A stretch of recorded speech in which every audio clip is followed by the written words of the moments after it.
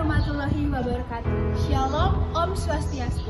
Kami mahasiswa dari Universitas Tadulako, Fakultas Keguruan dan Ilmu Pendidikan, Prodi Pendidikan Bahasa dan Sastra Indonesia, kelompok 7 semester 1.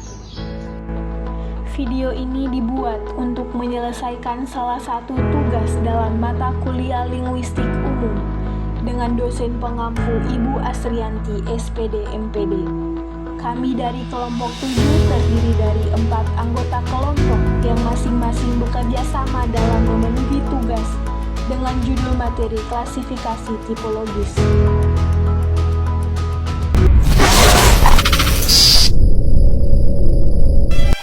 Halo semuanya, perkenalkan nama saya Chelsea Valentine dengan NIM A111251035. Dan saya Yeni Kartika Dewi dengan NIM A11125100006.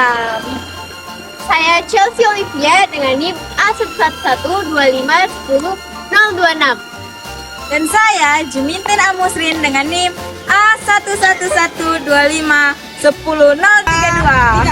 Kami dari kelompok 7 klasifikasi tipologis.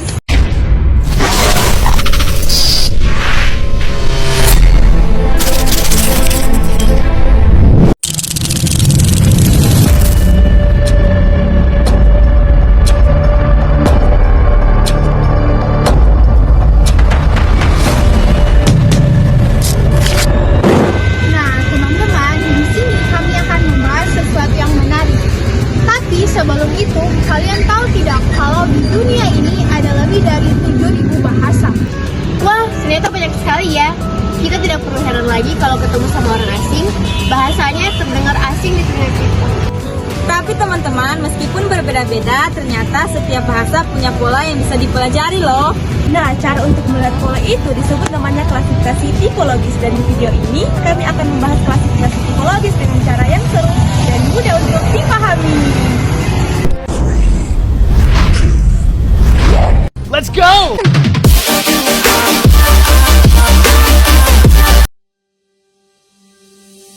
Kalau dipikir-pikir, bahasa itu kayak pakaian. Gayanya bisa bermacam-macam dan bentuknya juga bisa berbeda-beda. Nah, tapi semuanya itu memiliki fungsi yang sama. Dan apa sih fungsi yang sama itu? Fungsinya kita bisa dapat lebih nyambung saat berkomunikasi dengan lawan bicara. Nah, agar lebih mudah dipahami, para ahli mengelompokkan bahasa berdasarkan ciri-ciri. Nah, dari sini kita bisa tahu, oh bahasa itu gayanya begini, bahasa ini gayanya begitu. Seru kan? Yuk kita lihat satu persatu tipe-tipenya.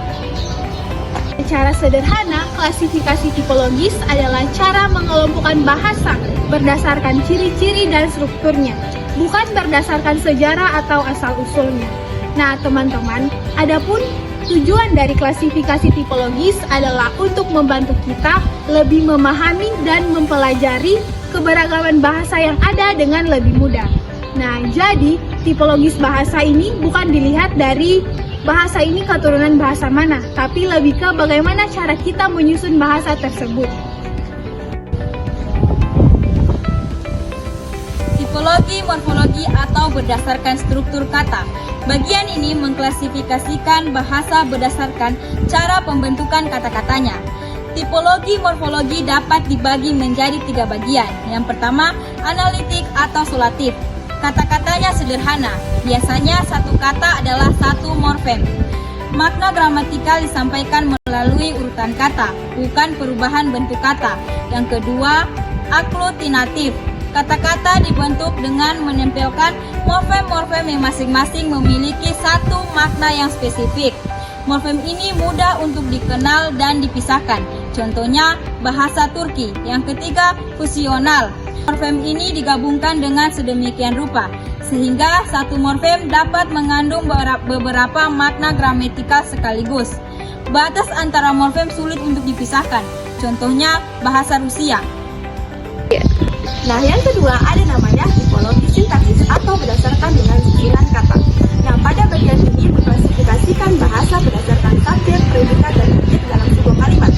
Ada beberapa pola umum yang digunakan. Yang pertama, bahasa Indonesia dan bahasa Inggris umumnya menggunakan subjek, predikat, dan objek. Contoh kalimatnya, aku makan nasi. aku sebagai subjek, makan sebagai predikat, dan nasi sebagai objek.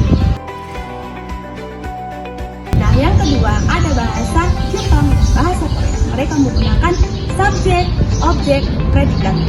Tiga, ada bahasa Arab klasik, bahasa Irlandia. Mereka menggunakan predikat, subjek, dan objek. Nah, walaupun urutannya berbeda-beda teman-teman, namun makna dasarnya akan tetap sama. Lalu, apakah mereka serumpun? Nah, meskipun mereka menggunakan pola dasar yang sama, namun mereka itu tidak serumpun teman-teman. Karena kosakata dasar dan sistem penulisan yang berbeda. Lalu contoh bahasa yang serumpun itu yang bagaimana sih?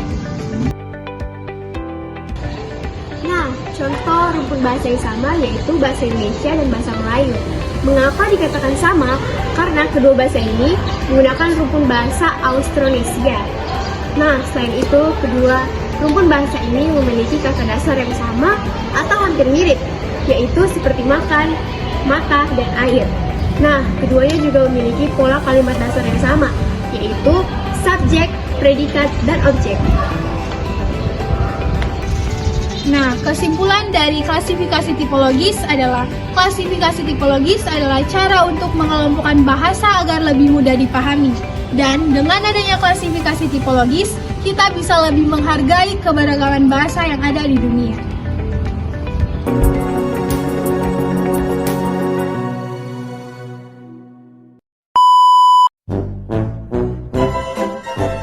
Klasifikasi tipologis adalah cara untuk mengelompokkan kata agar bahasa. Macam tak betul je budak ni. Rumpun bahasa ini mempunyai kalimat dasar yang sama, yaitu subjek, objek, objek. Berdasarkan susunan kata. Pada bagian ini mengklasifikasikan bahasa ulang-ulang. Tipologi morfologi berdasarkan struktur kata. Bagian ini mengklasifikasi